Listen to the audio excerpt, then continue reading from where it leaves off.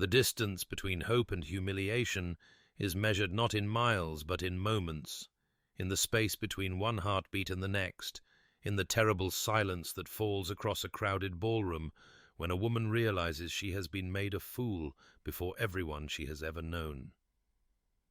Eleanor Ashworth understood this truth with the intimacy of one who had lived it, who carried it still like a stone lodged beneath her ribs, and on this autumn evening, 2 years after her world had shattered, she sat alone in a modest rented room in an unfashionable corner of London, while rain lashed against the window glass and thunder rolled across the grey sky like a pronouncement of judgment. The storm outside seemed a fitting companion to the tempest of memory that would not release her, no matter how firmly she told herself that the past was done and dwelling upon it served no purpose. For even now she could close her eyes and find herself transported back to that midsummer ball, to the glittering chandeliers and the strains of a waltz and the rustle of silk gowns, to the moment when Lord Clarence Pemberton had approached her with an expression she had mistaken for tenderness, but which she now recognized as the particular satisfaction of a man about to rid himself of an inconvenience. She remembered the golden arrangement of his hair, the pale blue of his eyes that never quite warmed even when he smiled, the softness of his hands that had never known labor, and she remembered, too, how those hands had gestured dismissively as he spoke loud enough for the surrounding guests to hear every devastating syllable. "I'm afraid there's been a misunderstanding," he had said, and even now the words echoed through her memory with crystalline cruelty. "I cannot possibly marry a woman whose family will bring me nothing but creditors at my door. Surely you understand, Miss Ashworth. I must think of my future." The faces of the watching crowd had blurred into a sea of avid eyes and barely concealed whispers, and Eleanor had heard nothing but the thunder of her own heartbeat as Clarence turned his back and walked away, leaving her standing alone in her beautiful gown that had been purchased on credit they could no longer afford. Now, in her small room with its worn carpet and single window, Eleanor's fingers rose unconsciously to touch the small crescent-shaped scar at the corner of her left eyebrow, a habit so ingrained she rarely noticed she did it, and she straightened her spine despite there being no one present to witness her posture, for dignity was all she had remaining, and she would not relinquish it, even in solitude. Her father had died 3 months after that terrible night, an apoplexy brought on, she privately believed, by the shame of their ruin and her public humiliation, and her mother had been gone for years before that, leaving Eleanor entirely alone in a world that had no place for a gentlewoman without fortune or prospects. Love, she had concluded in the bitter months that followed, was a luxury she could not afford, a beautiful illusion that existed only for those wealthy enough to indulge in fantasy, and she would waste no more of her dwindling resources hoping for what would never come. Morning arrived, not with the gentle promise of renewal, but with the grudging grey light of an autumn sky, still heavy from the storm that had raged through the night. And Eleanor woke in her narrow bed to find the rain had ceased, but left its mark upon the world in streaked window panes and the persistent drip of water from the eaves, a melancholy percussion that seemed to mark the passing seconds of a life grown too quiet and too small. She rose and dressed with the efficient movements of a woman who had learned to manage without a lady's maid, fastening the buttons of her dove-grey dress with fingers that did not tremble despite the cold of the room, for she had long ago ceased to waste coal on warming her bedchamber, when the small sitting-room sufficed for both economy and dignity. The dress itself was a study in careful maintenance, its fabric worn soft at the elbows, and its hem let down twice to accommodate fashion's shifting whims, yet it remained respectable, presentable, the uniform of a gentlewoman who refused to advertise her reduced circumstances even as they pressed upon her from every direction. She took stock of her situation as she had done every morning for the past 18 months, cataloguing her resources with the dispassionate precision of a shopkeeper reviewing inventory. Her father dead, her mother gone these 7 years past, her small inheritance dwindling to a sum that would sustain her perhaps another 3 months, if she continued to live with the most stringent economy, and beyond that lay only the charity of her elderly Aunt Harriet, a distant relation who had opened her modest home to Eleanor with genuine kindness, but whose own circumstances were far from comfortable. Eleanor could not, allow herself to become a permanent burden upon a woman who had already given more than duty required, and as she smoothed her chestnut hair before the small mirror above her washstand, she made herself a silent promise with the same fierce determination that had carried her through every humiliation and hardship of the past 2 years. "I will not be a burden," she thought, meeting her own grey eyes in the glass and finding them steady despite everything. "I will find a way, even if that way leads somewhere I never imagined."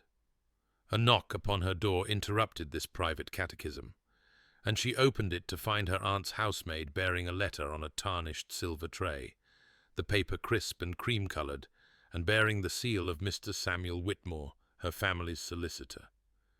The contents, when she broke the seal with fingers that remained admirably steady, requested her presence at his offices that very afternoon regarding what he termed a matter of some delicacy and potential advantage. Words, vague enough to mean anything, and yet carrying an undercurrent of urgency that quickened her pulse despite her determination to expect nothing. She turned back to the mirror and studied her reflection with detachment. The rich chestnut waves of her hair that caught auburn fire when sunlight deigned to appear. The deep grey eyes framed by dark lashes that shifted towards silver when emotion moved her. The small crescent scar at her left eyebrow that she touched now without thinking. And she lifted her chin and practiced the composed expression that had become her armour against a world that had already shown her how quickly everything could be lost. The offices of Mr. Samuel Whitmore occupied a narrow building in a respectable if unfashionable street, and Eleanor climbed the worn stairs with the measured tread of a woman who had learned to expect nothing and thereby protect herself from disappointment. Yet even this hard-won composure could not entirely suppress the flutter of something that might have been hope beneath her breastbone as she considered what matter of delicacy and potential advantage might await her behind the solicitor's door. She had imagined, in the carriage ride through streets still slick with last night's rain, that perhaps some distant relation had remembered her in a will, some forgotten connection of her mother's, who had left behind a modest sum sufficient to purchase another year of independence, another year in which she might find some respectable employment as a governess or companion, and she had rehearsed her gratitude for this imagined bequest with the same care she applied to every interaction, determined that whatever came, she would meet it with dignity intact. What she had not imagined, what she could not have conceived in her most fantastical moments, was the scene that greeted her when Mr. Whitmore's clerk opened the door to the inner office, and she stepped across the threshold to find not one, but 2 men awaiting her. The solicitor rising from behind his desk with an expression of barely concealed nervousness, while by the window stood a figure that seemed to absorb the grey light and transform it into something darker and more commanding, a tall, broad-shouldered man whose presence filled the modest room in a way that made the walls themselves seem to shrink back in deference. Eleanor knew him by reputation before Mr. Whitmore spoke his name, Lord Henry Blackwell, the Duke of Ashworth, a man whose fearsome coldness was whispered about in drawing-rooms she no longer frequented, whose first wife had died in circumstances tragic enough to fuel endless speculation, whose wealth was matched only by his apparent determination to hold himself apart from the society that would have welcomed him with open arms had he deigned to extend his hand. He turned from the window as she entered, and she felt the weight of his gaze like a physical pressure, dark blue eyes that appeared nearly black in the dim light assessing her with an intensity that made her fingers rise unconsciously to touch the crescent scar at her eyebrow, before she caught herself and forced her hand back to her side. Mr. Whitmore was speaking, explaining in halting phrases that his Grace required a wife for reasons of practicality and succession, that the Dowager Duchess's health made the matter of an heir increasingly urgent, that society's expectations demanded he emerge from his long mourning. But Eleanor heard these words as if from a great distance, because the Duke himself had begun to move toward her with the deliberate stride of a man who wasted nothing, not words, nor movement, nor time. And as he drew near, she caught for the first time the scent of him, sandalwood and cedar with an underlying note of leather, a warm, masculine fragrance that seemed entirely at odds with his reputation for ice. "Miss Ashworth," he said, and his voice was low and resonant, a baritone that might have been pleasant had it carried any warmth. "I will speak plainly, as I suspect you would prefer plain speaking to the usual social dissembling. I am offering you a marriage of convenience, my name and my protection and my fortune, in exchange for your presence at my side and the appearance of a proper duchess. And I give you my word, Miss Ashworth, I will never give you cause to regret this arrangement. You will want for nothing. You will be safe. I ask nothing of you but the use of your name beside mine." His jaw tightened as he finished speaking, and Eleanor realized he was waiting for her answer with the rigid stillness of a man bracing for refusal. And in that moment she understood that whatever his reasons for choosing her, reasons Mr. Whitmore had not explained and which she could not begin to fathom, he was offering her the one thing she had ceased to hope for, a future that did not depend upon charity or slow genteel starvation, a life in which she might stand with her spine straight, not from desperate pride, but from genuine security. And though her heart whispered warnings about the dangers of binding herself to a man of ice, her practical mind recognized that love was a luxury she had already forsworn, and that safety, true safety, was worth more than any romantic dream she had long ago abandoned. The question rose to her lips before prudence could restrain it, emerging with a steadiness that surprised her even as she spoke. "Why me, your Grace?" And she watched his dark blue eyes flicker with something that might have been approval at her directness, before his expression resumed its careful blankness, his voice, when he answered, carrying the same clipped efficiency with which he had delivered his proposal, as though he were discussing the terms of a business arrangement rather than the joining of two lives. "You are well bred, Miss Ashworth. Your family name remains respectable despite your current circumstances. Your reputation is intact, and you are—" Here he paused, and she thought she saw his jaw tighten almost imperceptibly, unlikely to harbour romantic expectations that would complicate what is, at its foundation, a practical arrangement. Eleanor absorbed these words with the same composure she had cultivated through 2 years of whispered pity and averted gazes, understanding that he was offering her honesty rather than flattery, and finding in that honesty a strange kind of respect that the flowery compliments of her former betrothed had never contained.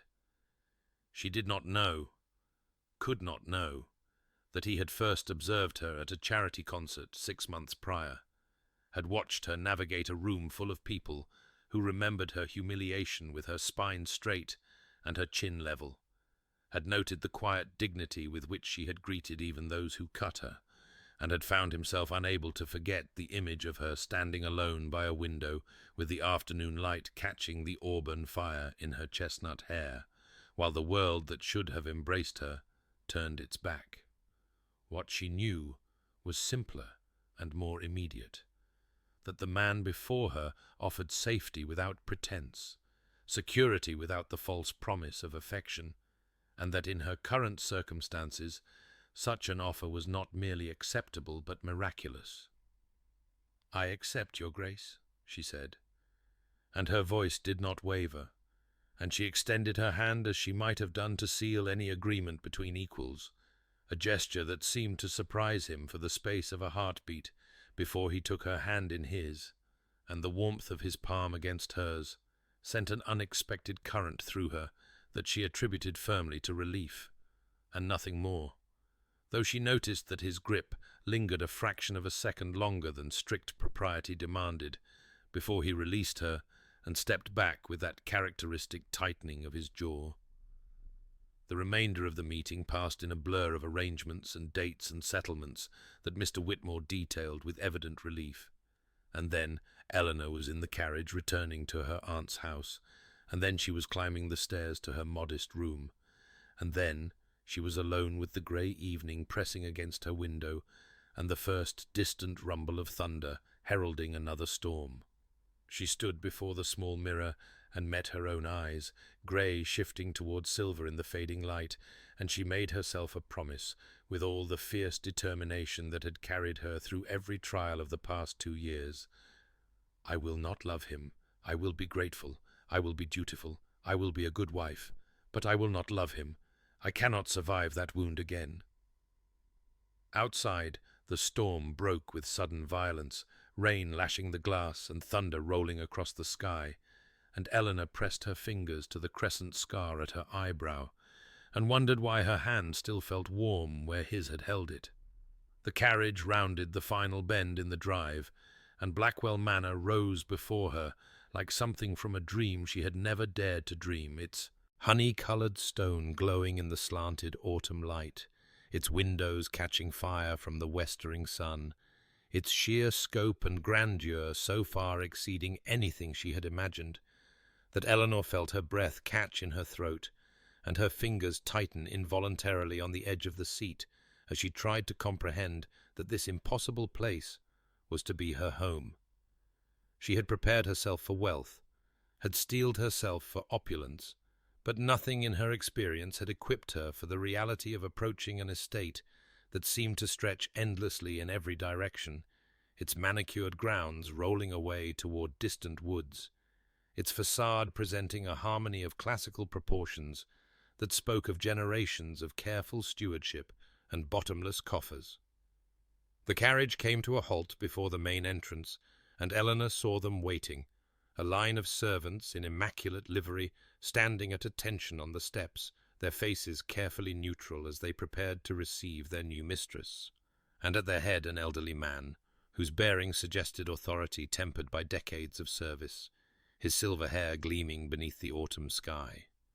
Henry was there too, having ridden ahead on horseback, and he descended the steps to hand her down from the carriage himself, rather than leaving the task to a footman, his grip firm and brief, his expression unreadable as he said simply, "Welcome to Blackwell Manor, Your Grace," the title still strange on his lips, and stranger still in her ears. The elderly butler, Thomas Hartwell, Henry informed her, who had served the family for 40 years, bowed with grave dignity and murmured his welcome. And then Eleanor was being guided through the entrance hall with its soaring ceiling and marble floors, past portraits of ancestors whose eyes seemed to follow her progress, through corridors that twisted and turned until she lost all sense of direction. Henry's low voice pointing out rooms and wings and features of the house with the clipped efficiency she was coming to recognize as his habitual manner. It was in the library that it happened. A vast room lined floor to ceiling with books, their leather spines gleaming in the late afternoon light that poured through tall windows, the air rich with the scent of old pages and beeswax polish. A room so beautiful that Eleanor's attention wandered from the carpet beneath her feet, and she caught her toe on a loose edge and stumbled forward with a small cry of surprise. His hand was on her elbow before she could fall, steadying her with a grip that was warm even through the fabric of her sleeve, and for a moment that seemed to stretch beyond its natural boundaries, she was aware of nothing but the pressure of his fingers and the scent of sandalwood and cedar that surrounded him, and the way his dark blue eyes met hers with an intensity that made her forget to breathe. Then his jaw tightened in that way she had observed before, and he released her abruptly, stepping back as though her touch had burned him, his voice stiff as he said, "The library is yours to use as you wish. I understand you are fond of reading." And she wondered how he knew this, what else he might have noticed about her that she had not realized he was observing. He left her then, to settle into her chambers, and Eleanor stood alone in the library, surrounded by more books than she had ever seen in one place, her hand rising without conscious thought to touch the spot on her elbow. where his warmth still seemed to linger.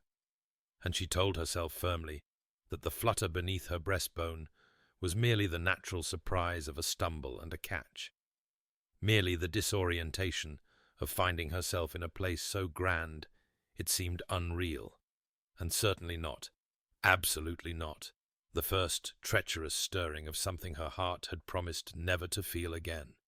The summons came on the morning of her third day at Blackwell Manor, delivered by Thomas Hartwell with the grave courtesy that seemed to characterize his every interaction, his silver head inclining as he informed her that the Dowager Duchess would be pleased to receive her in the private sitting-room at her earliest convenience, and Eleanor felt her stomach tighten with apprehension, even as she rose from the breakfast table and smoothed her skirts with hands that trembled only slightly, for she had been dreading this meeting since her arrival, had lain awake imagining the cold scrutiny of a woman who must surely resent the stranger her son had installed in her beloved daughter-in-law's place. She followed Thomas through corridors that were becoming marginally less labyrinthine with each passing day, her fingers brushing unconsciously against the crescent scar at her eyebrow as she prepared herself for judgment, for disappointment, for the particular cruelty of a mother defending her son's memory of a perfect first wife against the inadequate replacement who had been chosen for practical reasons rather than love. The sitting-room door opened, and Eleanor stepped inside and found herself immediately enveloped in the delicate scent of lavender, a fragrance so reminiscent of her own mother's perfume that her throat constricted with unexpected grief. And through the blur of sudden emotion she perceived a woman rising from a chair by the fire. Not the stern matriarch she had imagined, but a handsome woman of perhaps 58 years, whose silver-streaked dark hair framed a face marked by intelligence and warmth, whose eyes were the same striking blue as her son's, but softened by laugh lines, and something that looked remarkably like hope. "So you are Eleanor," the Dowager Duchess said, and her voice carried none of the frost Eleanor had braced herself against, only a keen interest that seemed to take in every detail of the young woman before her, from her simply pinned chestnut hair to her grey eyes to the way she held herself with quiet dignity despite her obvious nervousness. "Come, sit with me, Thomas, the tea, if you please, and let us become acquainted, for I have been most eager to meet the woman who has accomplished what I had begun to fear was impossible."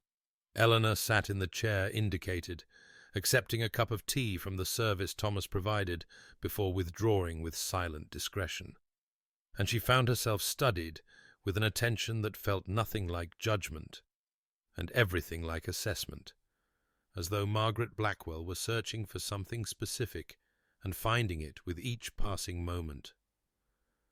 "My son has been frozen for 5 years, Margaret said at last, setting down her own cup and leaning forward with an earnestness that caught Eleanor off guard. "Frozen since Catherine died, since the child died, since he convinced himself that caring deeply for anything was a weakness that would destroy him.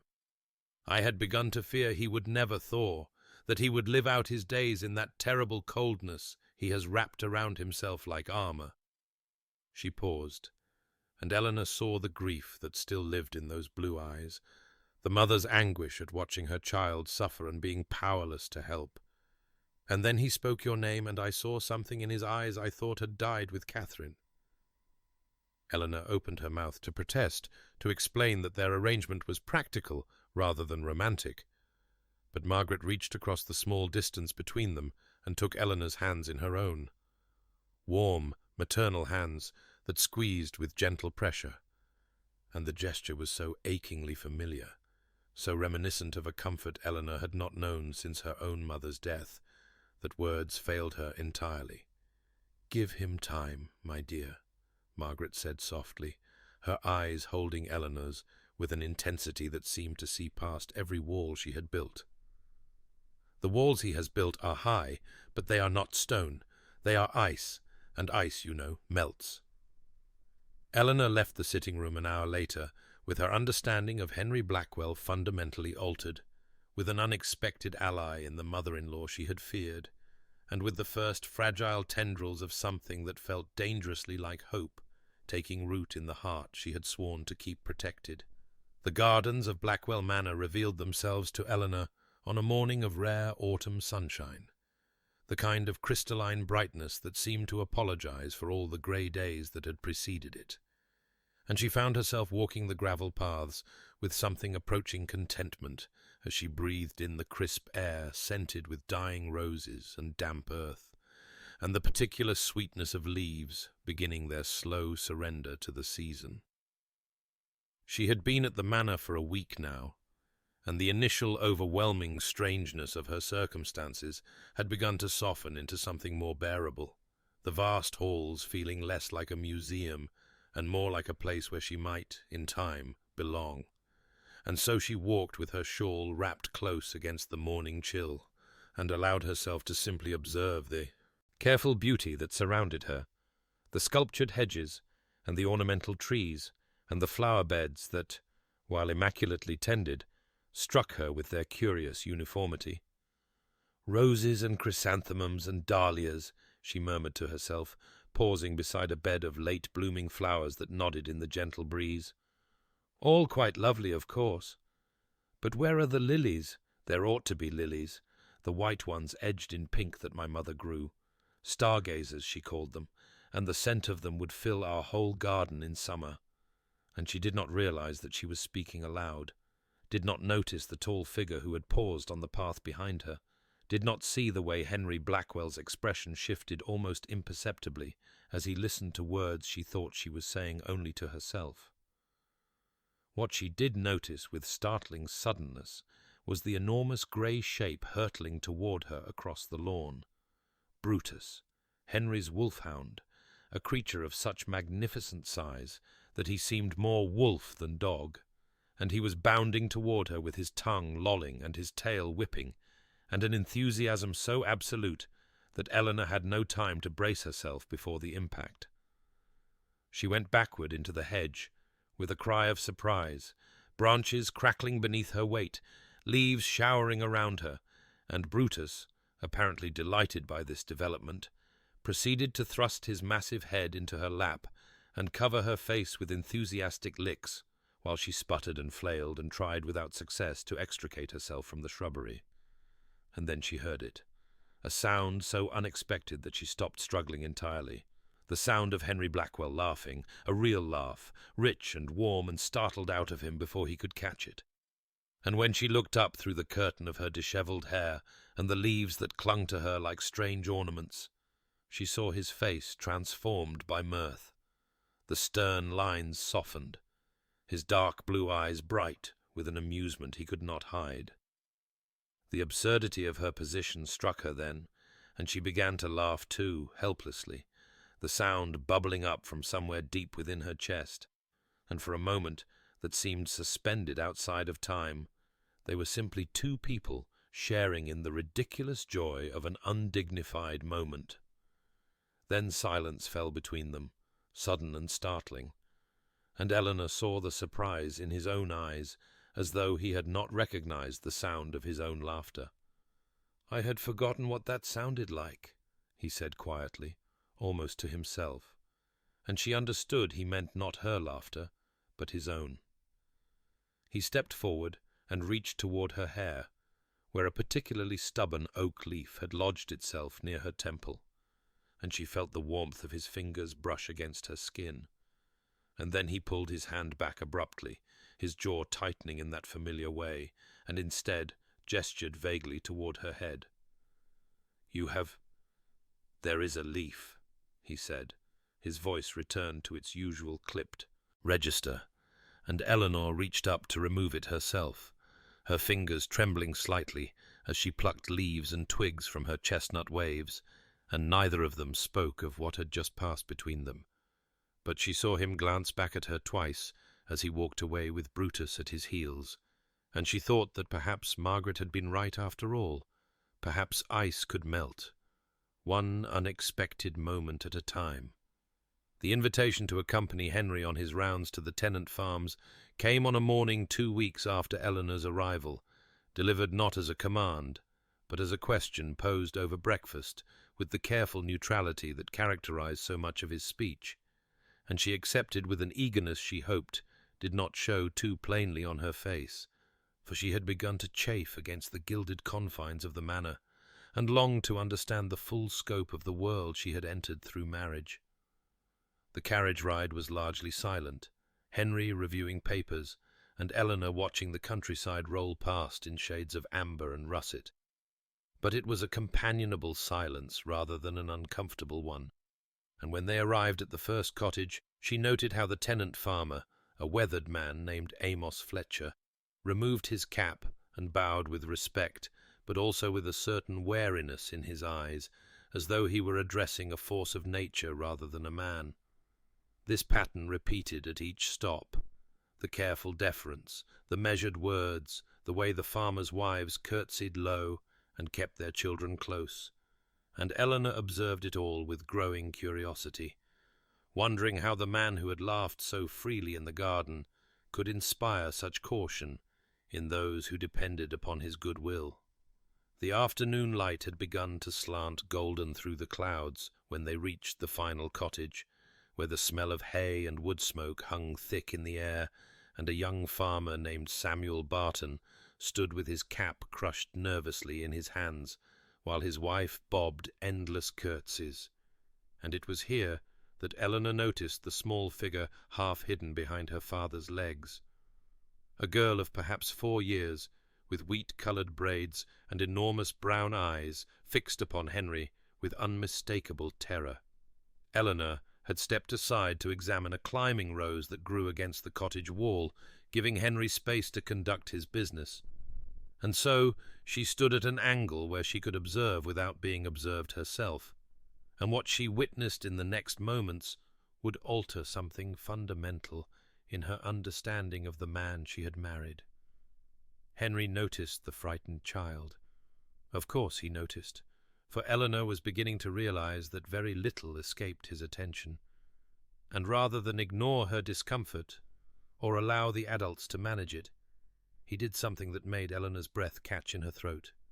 He knelt, lowering his considerable height until he was level with the trembling girl, and his voice when he spoke was so gentle, so utterly transformed from its usual clipped efficiency, that Eleanor might not have recognized it if she had not seen his lips move. "There's nothing to fear from me, little one," he said softly, and from his coat pocket he produced a small wrapped sweet, offering it on his open palm, as one might offer a treat to a skittish creature. "I'm not nearly as frightening as I look." The child, Bessie her mother called her, hesitated for a long moment, then reached out with a tiny hand and took the sweet, and when she giggled at the Duke's conspiratorial wink, Henry smiled, truly smiled, the expression transforming his stern features into something warm and almost boyish. And Eleanor pressed her hand to her heart and turned away before he could see the tears that had sprung unbidden to her eyes, understanding now with perfect clarity that the coldness the world saw was armor, only armor, and beneath it beat a heart capable of extraordinary tenderness. The morning light fell soft and grey through the tall windows of Eleanor's private sitting-room, that gentle illumination of early autumn that seemed to wrap the world in quietude, and she had just settled herself at the small writing desk with the intention of composing a letter to her aunt, when the door opened and Thomas Hartwell entered, bearing a crystal vase filled with flowers that made her heart stop utterly in her chest. They were lilies, stargazer lilies, their broad white petals blushed with pink at the edges, their stamens heavy with rust-coloured pollen, and the scent of them reached her before she could form words, that sweet and heady fragrance that she had not encountered since childhood, since the garden behind the house where her mother had knelt in the dirt, with her sleeves rolled up and her face turned toward the sun. "His Grace has given orders that fresh lilies are to be placed in your sitting-room each morning, madam," Thomas said, setting the vase upon the table near the window where the light would catch the delicate petals, and his aged face bore an expression of quiet satisfaction as he continued. "He was most particular about the variety, white, with pink edges. He said you mentioned once that they reminded you of your mother's garden." Eleanor could not speak for a long moment. Her fingers pressed to her lips as she stared at the flowers that seemed impossible, miraculous, a fragment of her lost world, somehow restored to her in this new one. And when she finally found her voice, it emerged rough with emotion she could not entirely suppress.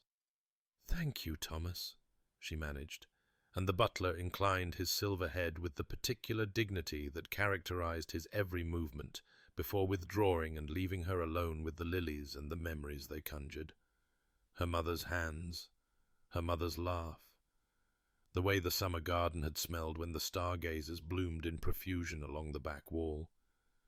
She barely remembered mentioning them, had spoken the words to herself in the garden that morning. With Brutus, had not known anyone was listening, and yet Henry had heard, had remembered, had acted, and the knowledge of it bloomed in her chest like the flowers themselves, warm and startling, and impossible to ignore. At dinner that evening she waited until the soup had been cleared and the fish course laid before them, the candlelight dancing across the polished mahogany and the crystal and the silver, before she spoke. "The lilies," she said quietly, and watched his hand pause almost imperceptibly over his wine-glass. "They are beautiful. I wanted to thank you." Henry's dark blue eyes met hers for a moment that stretched like honey, something unguarded flickering in their depths, and then he looked away toward the window, where the evening sky was fading from rose to violet.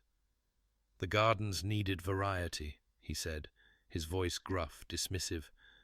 But she had learned to read him now, had seen behind the armor to the tenderness it concealed, and she understood that this was simply his way, to give without fanfare, to care without confession, to show rather than speak. She touched the crescent scar at her eyebrow, and allowed herself, for the first time, to feel something that might have been hope. Sleep would not come to Eleanor that night, though she had lain in her bed for hours, watching the shadows shift across the ceiling as clouds drifted past the moon, and finally she rose and wrapped herself in her shawl and slipped into the corridor, drawn by some restlessness she could not name, to wander the sleeping house that had become her home these 4 weeks past. Blackwell Manor felt different in the darkness, its grand proportions somehow both diminished and magnified by the moonlight that fell in silver pools through the tall windows, and Eleanor moved through the silence like a ghost herself, her bare feet soundless on the thick carpets, her fingers trailing along the wainscoting as she passed through rooms she was only beginning to know. She had not intended to find herself in the portrait gallery, had not even realized her wandering had carried her to this wing of the house, but when she turned a corner and saw the long hall stretching before her, its walls lined with gilt-framed faces of Blackwells long dead, she paused at the threshold and felt the weight of centuries pressing against her chest. It was then that she saw him, and her heart ceased its beating entirely. Henry stood before a portrait at the far end of the gallery, his tall figure silhouetted against the moonlight that poured through the window behind him, and even from this distance Eleanor could see that something was terribly wrong.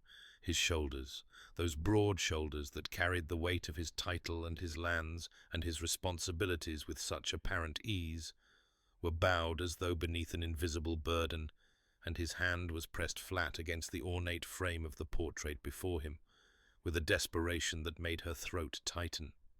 She should have retreated, should have slipped away before he sensed her presence, but she could not move, could not look away from this glimpse of private anguish that he would never willingly have shown her, and so she stood frozen in the shadows, and watched as the Duke of Ashworth grieved alone in the moonlit dark. The portrait showed a woman of delicate beauty, golden-haired and serene, holding an infant swaddled in white against her breast, and Eleanor understood with sudden, terrible clarity that this was Catherine, the wife who had died, the son who had never drawn breath outside the womb, and that Henry's hand pressed to the frame was reaching for something he could never touch again. He has not healed, Eleanor thought, her own hand rising to press against her heart as though she could contain the ache that bloomed there. He has only hidden. She retreated then, silent as she had come, and when she reached her own chamber, she sat upon the edge of her bed and wept. Not for herself, not for her own losses, but for the man who had given her lilies and laughter and safety while carrying such devastation, locked within his chest. And she understood now, with a clarity that frightened her, that the walls she had built around her own heart were crumbling, that she wanted not merely to live beside him, but to reach him, to offer him the same tenderness he had shown her, to help him tear down the fortress of ice he had constructed around his grief. And the wanting of it was terrifying, because it meant she had already begun to love him. The carriage wheels rattled over the cobblestones of London as Eleanor sat rigid against the velvet squabs, her gloved hands folded in her lap with a composure that belied the frantic beating of her heart.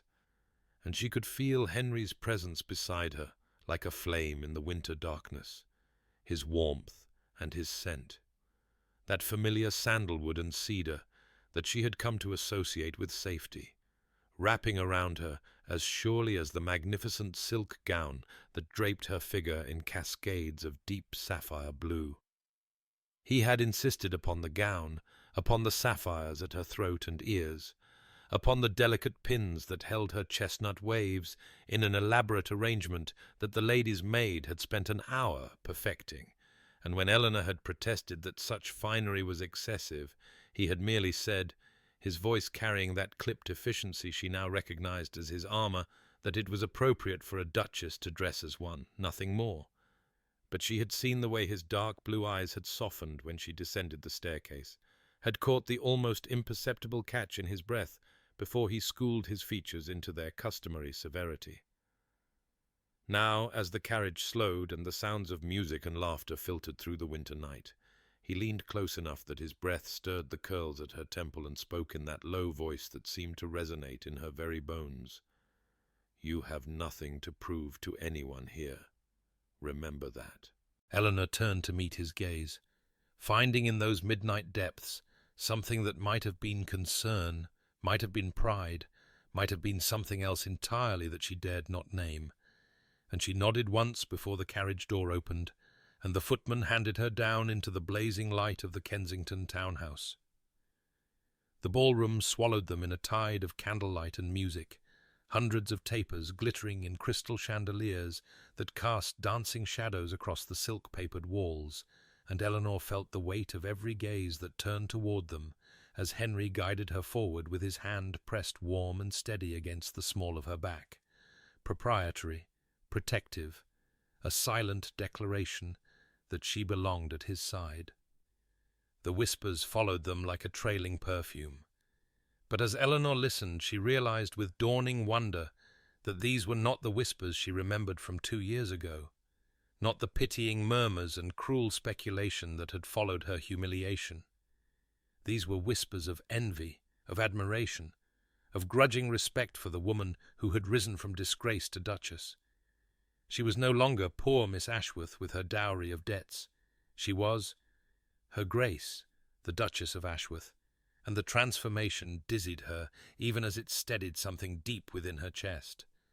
Margaret caught her eye from across the room and inclined her silver head with a smile of quiet satisfaction, and Eleanor felt herself begin to breathe more easily, felt the tension in her shoulders unknot. And then she saw him. Clarence Pemberton stood near the refreshment table with his wife Viola on his arm, her brittle beauty sharp as glass in the candlelight.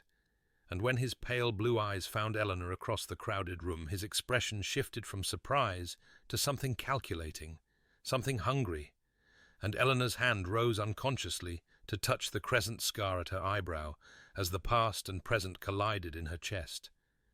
The moment Henry stepped away to speak with an elderly earl, who had claimed his attention with some matter of parliamentary business, Eleanor felt the shift in the air like a change in pressure before a storm, and she knew even before she turned her head that Clarence Pemberton was approaching, his golden hair gleaming in the candlelight, his pale blue eyes fixed upon her with an expression that made her skin crawl with the memory of humiliation.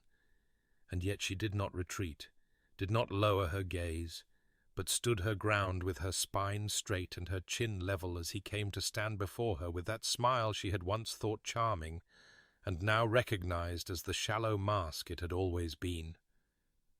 "Eleanor," he said, his voice carrying that familiar tone of easy possession, as though 2 years had not passed, as though he had not shattered her before 100 witnesses, as though she were still the desperate girl with nothing to offer but her heart. "How well you look, though I confess I am not surprised, given your remarkable change in circumstances." She said nothing, merely watched him with grey eyes that had learned to reveal nothing, and her silence seemed to unsettle him, for he pressed on with increasing boldness. "I suppose you owe me thanks, really, when one considers the matter properly. After all, had I not released you from our understanding, you would never have caught the eye of Ashworth. And look at you now, dripping in sapphires and silk." The cruelty of it stole her breath. That he could stand before her and claim credit for her happiness. That he could rewrite history to cast himself as her benefactor rather than her destroyer. And her hand rose unconsciously toward the scar at her eyebrow before she caught herself and forced it back to her side. And she was drawing breath to deliver a response that would have been cold and dignified and utterly inadequate when she felt, rather than heard, Henry's return, felt the warmth of him at her back, smelled sandalwood and cedar, and heard his voice cut through the air like a blade forged of winter ice. "You will address my wife as your grace, and you will never speak to her again with such presumption." The silence that fell around them was absolute, the nearby guests freezing mid-conversation, champagne glasses suspended halfway to lips, and Eleanor watched Clarence's face drain of colour, before a sneer twisted his handsome features into something ugly as he said, "Come now, Ashworth, there's no need for such formality. I knew her when she was nobody, after all." Henry stepped forward, positioning his broad frame between Eleanor and the man who had once broken her. And when he spoke again, his voice had dropped to a register so low and dangerous that Eleanor felt it vibrate in her very bones. "You knew nothing. You saw a dowry and found it wanting. I saw a woman of extraordinary worth and had the sense to claim her. The failure of perception was entirely yours, Lord Pemberton. Now remove yourself from my wife's presence before I remove you myself." His hand found hers behind his back, his fingers threading through hers with a warmth that anchored her, as Clarence's mouth opened and closed like a fish gasping for air, as Viola watched from a distance with an expression of bitter vindication, as the whispers erupted around them in a tide of shocked delight. And then Clarence retreated, backing away with what dignity he could muster, and Eleanor stood in the wreckage of her old shame, with her hand clasped in her husband's, and felt something crack open in her chest that might have been the last of her defences falling. The carriage swallowed them in darkness as it pulled away from the blazing lights of the Kensington townhouse, the rattle of wheels over cobblestones filling the silence that stretched between them like a living thing. And Eleanor sat with her hands trembling in her lap, her heart so full of words that none of them could find their way to her lips. For how did one thank a man for restoring what she had thought lost forever, for standing before the architect of her humiliation and declaring her worth in a voice that brooked no argument, for choosing her so publicly and so fiercely that the whispers which had once condemned her now sang a different tune entirely? The cold night air seeped through the carriage walls despite the velvet and the furs, but Eleanor felt only warmth, the lingering heat of Henry's hand in hers, the echo of his voice cutting through Clarence's cruelty like a blade through silk. And when she finally found her voice, it emerged smaller than she intended, roughened by emotion she could not quite contain. "Thank you, Henry. What you did in there. What you said."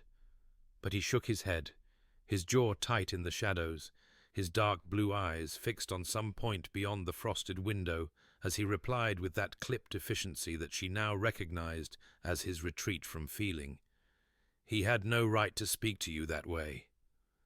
Eleanor pressed forward, despite the warning in his tone, despite the way his shoulders had stiffened, because something had broken open in her chest, and she could not simply let this moment pass unmarked. "You didn't have to defend me like that. Our arrangement doesn't require—" And he turned then, turning so sharply that she caught her breath, his voice rough as gravel, rough as something dragged up from depths he kept carefully hidden. "Our arrangement has nothing to do with it." The words hung between them in the darkness, heavy with meaning neither of them seemed prepared to examine, and Eleanor felt her heart beating against her ribs like a caged bird seeking freedom as the carriage rattled on through the winter night, as the silence grew thick with all the things they were not saying, as she breathed in sandalwood and cedar and wondered when that scent had become synonymous with safety, with home, with something perilously close to love. When the carriage finally halted before Blackwell Manor, its windows glowing with welcoming light against the cold darkness, Henry descended first and turned to hand her down, and his fingers closed around hers with a warmth that seemed to burn through their gloves, holding her steady as she stepped onto the frozen ground, and then holding still, holding longer than necessary, his thumb brushing once across her knuckles in a gesture so small and so deliberate that it stole her breath entirely. "You are worth defending, Eleanor," he said, his voice low and rough and stripped of all its careful armor, his dark eyes meeting hers with an intensity that made her knees weaken beneath her magnificent sapphire gown. "I would have you know that." And then he released her hand and walked away into the house, his broad shoulders disappearing through the doorway before she could find words to answer, leaving her standing alone in the winter cold, with her heart cracking open, and the terrifying, exhilarating certainty that whatever existed between them had just become something far more dangerous than any arrangement. The library called to her in the days that followed, its tall windows and leather-bound volumes becoming a refuge she sought with increasing frequency, and Eleanor told herself it was merely the comfort of books that drew her there each afternoon, when the grey winter light fell soft through the frost-etched glass, told herself that the worn carpet where she had once stumbled held no particular significance, that the faint lingering scent of sandalwood and cedar was merely a trick of memory, that she did not pause each time she entered to let her gaze drift to the spot where his hand had caught her elbow and held her steady in more ways than one. She was not convincing, not even to herself, and she knew it with a certainty that both thrilled and terrified her as she wandered the shelves one afternoon, trailing her fingers across spines embossed in gold and silver, breathing in the familiar perfume of old pages and beeswax polish that had become as dear to her as any garden in bloom. It was on the small table beside the settee that she found it, a worn copy of Shakespeare's sonnets, its leather cover softened by years of handling, left open as though someone had been reading recently and had been called away mid-thought.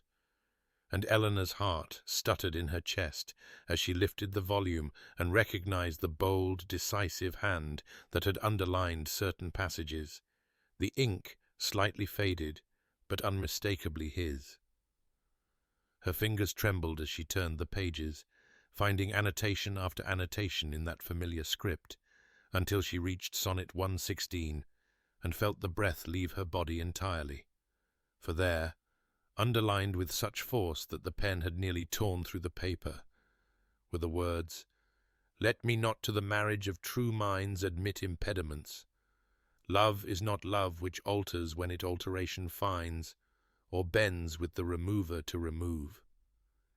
She traced the underlined words with her fingertip, feeling the slight indentation where he had pressed so hard, and something cracked open in her chest, some last desperate wall she had built against hope, because these were not the markings of a man who felt nothing, not the private thoughts of a husband who wanted only an arrangement, and she stood there in the amber afternoon light, with tears pricking at her eyes, and her hand pressed flat against the page, as though she could reach through the words to touch the heart that had chosen them.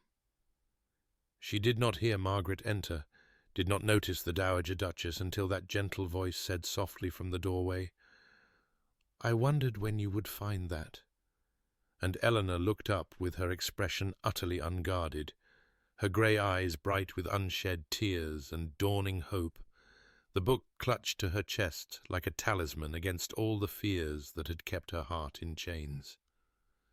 Margaret said nothing more, offered no explanation or commentary, but her smile, warm and knowing, and filled with a quiet triumph, spoke volumes that needed no words, and Eleanor understood in that moment that she was not the only one who had been waiting for the ice to melt.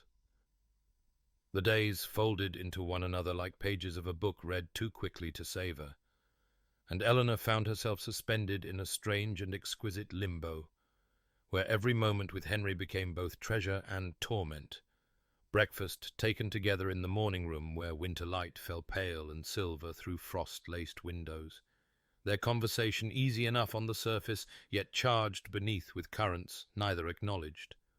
Afternoons in the library where they read in companionable silence, she on the settee with her novel and he in the leather chair by the fire with his correspondence, and she would glance up to find his dark blue eyes already upon her, only to watch him look away, his jaw tightening in that familiar gesture of retreat. Evenings before the great hearth in the drawing-room, where the flames cast dancing shadows across his stern features, and she traced the lines of his profile with her gaze while pretending to focus on her embroidery, memorizing the way firelight softened the hard planes of his face, the way his hands, those large, warm hands she dreamed of now, turned the pages of his book with such deliberate care. The household staff moved around them like benevolent ghosts, Thomas Hartwell appearing with tea at precisely the right moments, the maids ensuring fires blazed in every room against the deepening cold that pressed against the windows and turned the gardens to sculptures of ice and silence, and Eleanor existed within this cocoon of warmth, while something far more dangerous than winter's chill worked its way through every defense she had built.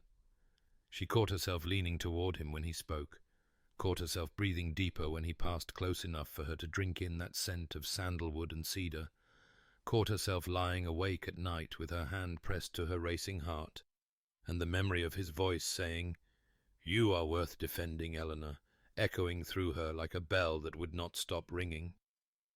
And it was on a morning when she stood at the window, watching him cross the frozen garden toward the stables, his dark coat stark against the white landscape, that the truth she had been fleeing finally caught her and would not let go. Her hand rose to touch the small crescent scar at her eyebrow, that unconscious gesture of vulnerability, and she whispered the words aloud to the empty room, as though speaking them might somehow make them less terrifying. "I love him. God help me, I love him." The admission hung in the cold air, damning and undeniable, and she remembered with painful clarity the promise she had made to herself in that shabby rented room, while the storm raged outside. "I will not love him. I cannot survive that wound again." And she almost laughed at the foolish girl who had believed she could choose what her heart would feel.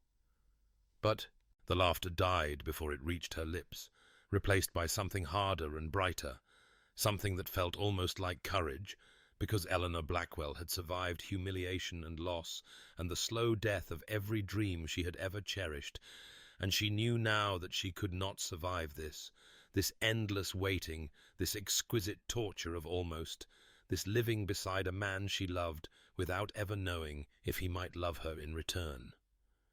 She would find a way to reach him, she decided, her spine straightening with the same quiet dignity that had carried her through every storm, even if it meant risking everything, because she had been rejected before and lived. But she could not bear to spend a lifetime wondering what might have been, if only she had been brave enough to try.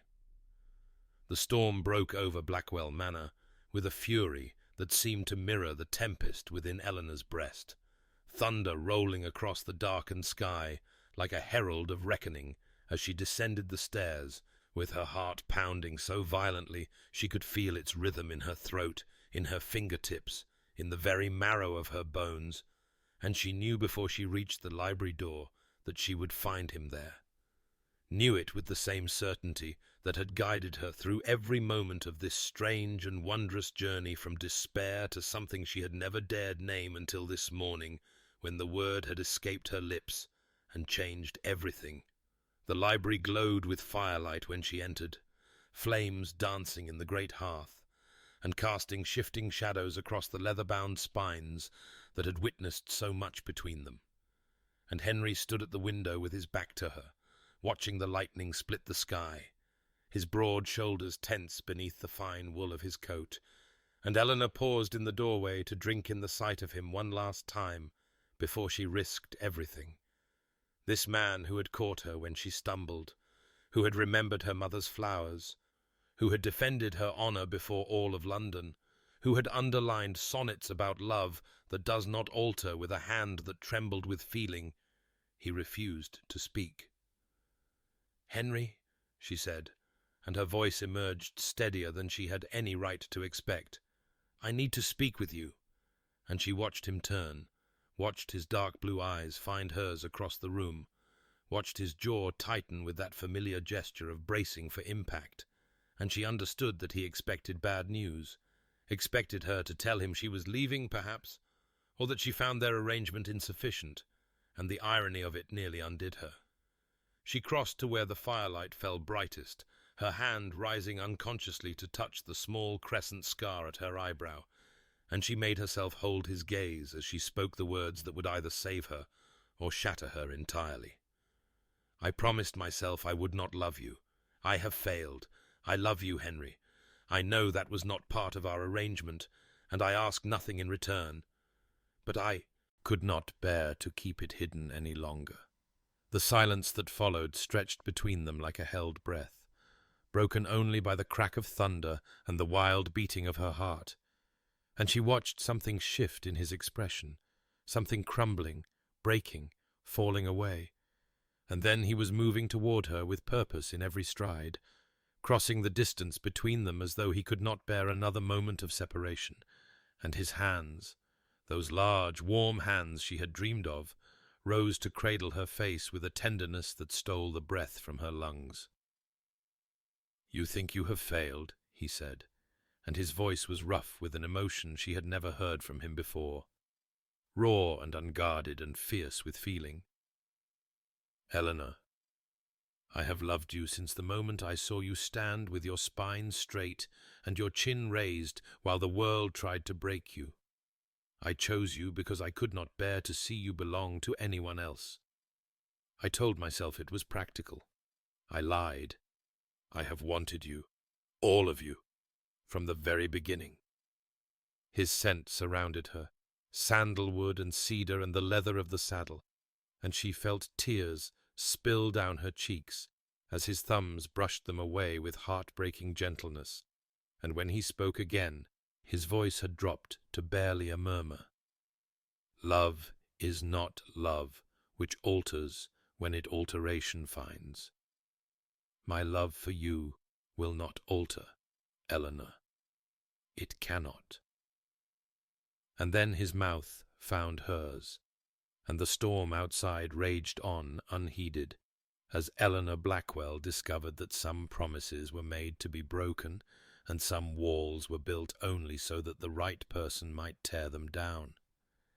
The kiss deepened, and the world beyond the library walls ceased to exist, and when at last they drew apart, Eleanor found herself trembling, not with fear, but with the overwhelming relief of a burden finally set down after years of carrying its weight alone. And Henry's hands remained on her face, his thumbs tracing the paths her tears had taken, as though he could not bear to stop touching her now that he had finally allowed himself to begin. "I need you to understand," he said, and his voice was low and halting, each word costing him something precious. "Catherine, I loved her, and when she died, when our son died, I believed I had used up whatever capacity for love I possessed. I believed that caring so deeply had been my punishment, and that the only way to survive was to never care again." Eleanor reached up to cover his hands with her own, feeling the thin scar across his right palm and she whispered, "I know. I saw you in the portrait gallery that night. I saw your grief, Henry, and I understood." His eyes widened with surprise, and then softened with something like gratitude that she had witnessed his pain and chosen to stay. And Eleanor found herself speaking too, the words pouring out like water finally released from behind a dam. "Clarence told me I was not enough, that without my dowry I was nothing worth having. And when my father died 3 months later, I believed it was the shame that killed him, the shame I had brought upon our family by being so foolish as to believe myself loved." Henry's jaw tightened, and his hands slid from her face to pull her against his chest, and she pressed her cheek to the fine wool of his coat and breathed in the scent of sandalwood and cedar that had become the very definition of safety. "You were never the fool in that story," he said fiercely against her hair. He looked at you and saw only numbers in a ledger, and I looked at you and saw everything I had been afraid to want."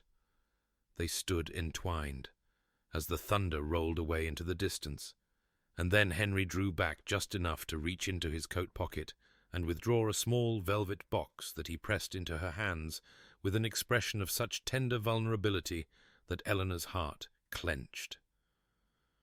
"I have been carrying this for weeks," he admitted, "waiting for courage I was not certain I possessed. Open it." Her fingers trembled as she lifted the lid to reveal a delicate gold locket on a fine chain, and she opened it, expecting emptiness, only to find a miniature portrait so exquisitely rendered that the breath left her body entirely. Her mother's face gazed back at her, captured in perfect detail, the warm brown eyes and gentle smile Eleanor had feared she was beginning to forget. "I wanted you to have her near," Henry said softly. "You speak of her so rarely, but when you do, your whole face changes. She must have been remarkable to have raised you."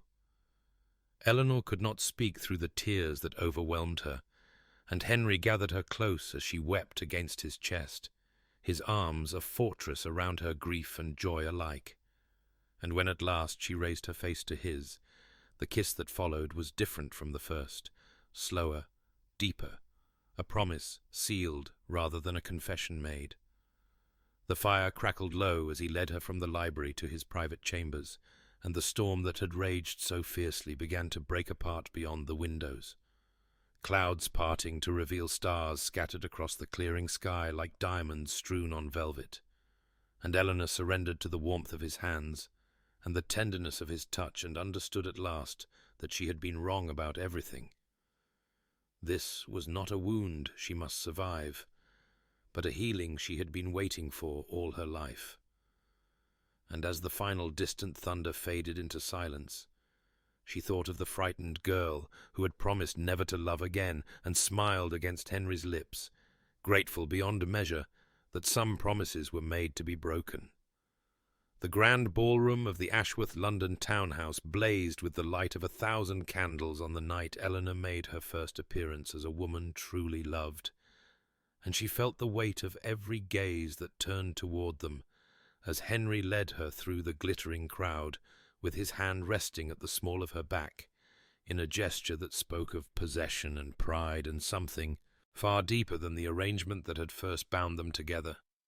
And she knew without needing to look that his dark blue eyes softened each time they found her face, because she could feel the warmth of his attention like sunlight after a long winter. And indeed, winter it had been. Years of it, cold and lonely and stripped of hope. But now spring whispered through her veins and showed itself in the flush of her cheeks and the quiet confidence of her bearing as she moved through the crowd in a gown of deep sapphire silk that caught the candlelight like water-catching moonbeams, finer than anything she had ever worn, and finer still than the pale pink confection Lady Viola Pemberton wore across the room with such brittle desperation.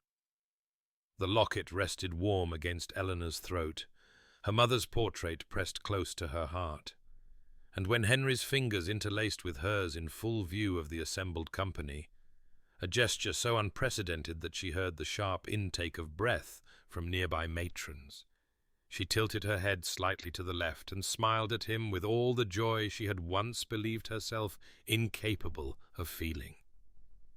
Margaret stood near the refreshment table with Lady Henrietta Thornton, the Dowager Duchess's oldest friend, and Eleanor heard her mother-in-law's voice carry with deliberate clarity across the space between them.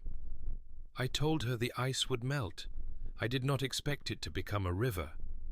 And the warmth in Margaret's tone wrapped around Eleanor like an embrace as she turned to meet the older woman's knowing gaze, and found there a satisfaction so complete it bordered on smugness.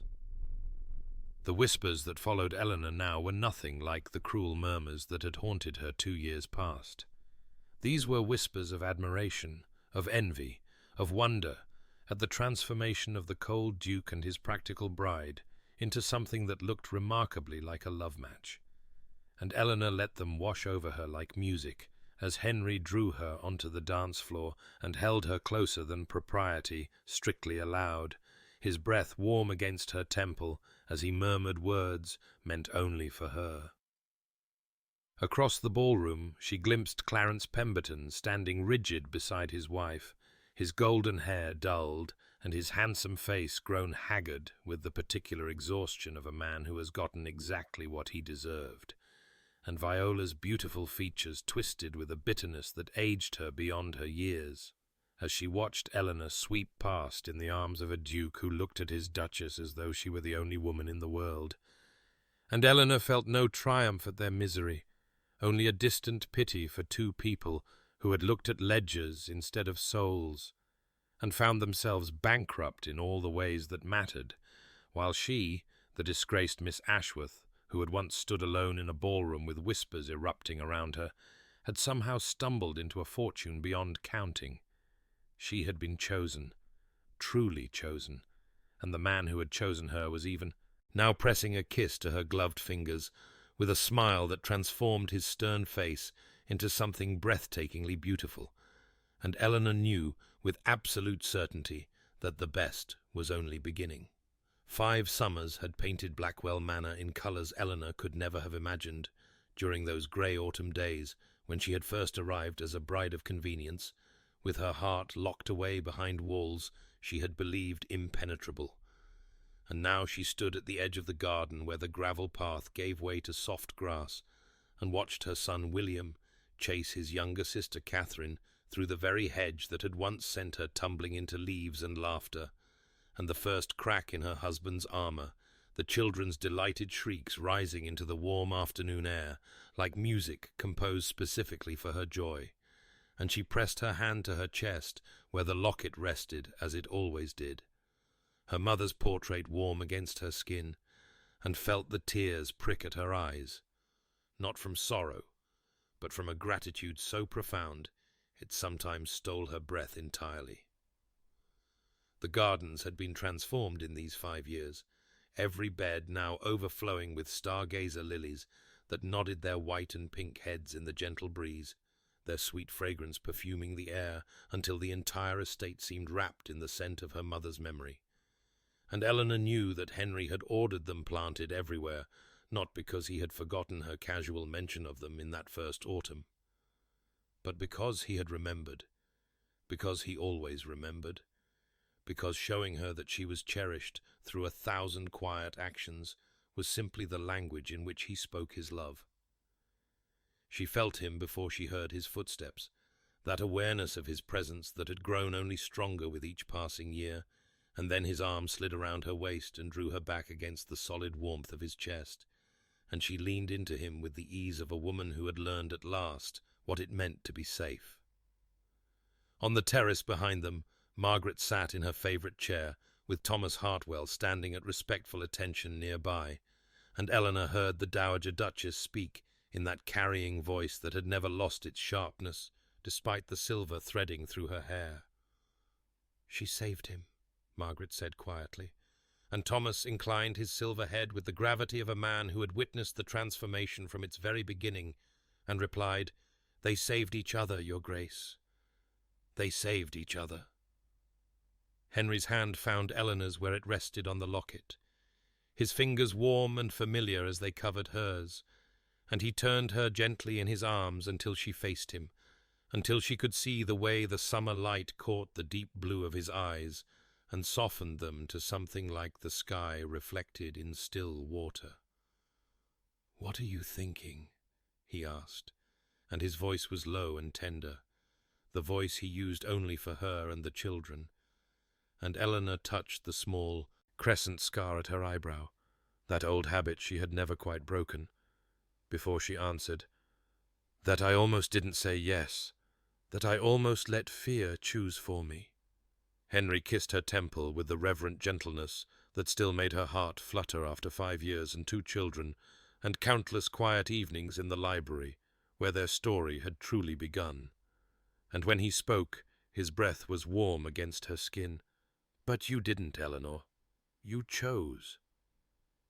The twilight settled over Blackwell Manor like a benediction as Eleanor climbed the stairs with the particular contentment of a woman who had tucked 2 sleeping children into their beds and pressed kisses to foreheads still flushed with the exertions of a summer afternoon, and she knew before she reached the library door that she would find Henry there, because she had learned the rhythms of him as surely as she had learned the rhythms of her own heart. And indeed, when she pushed open the door, he was seated on the settee before the windows, where the last amber light of evening poured through the glass like honey, and in his hands rested the worn copy of Shakespeare's sonnets, with its cracked leather spine and its pages soft from years of turning. The same book she had discovered on that winter afternoon, when she had first begun to understand that the man she had married was not the cold creature the world believed him to be, but something far more tender and far more wounded, and far more capable of love than she had ever dared to hope. He looked up at her approach, and his dark blue eyes, those eyes that had once seemed nearly black with reserve, but now held depths of warmth she could lose herself in, softened in that way they always did when she entered a room, and he lifted his arm in silent invitation, and she went to him as she always did, settling into the curve of his body with her head against his shoulder and his arm drawing her close, and the scent of sandalwood and cedar wrapped around her like a homecoming as she breathed him in and felt the steady beat of his heart beneath her palm.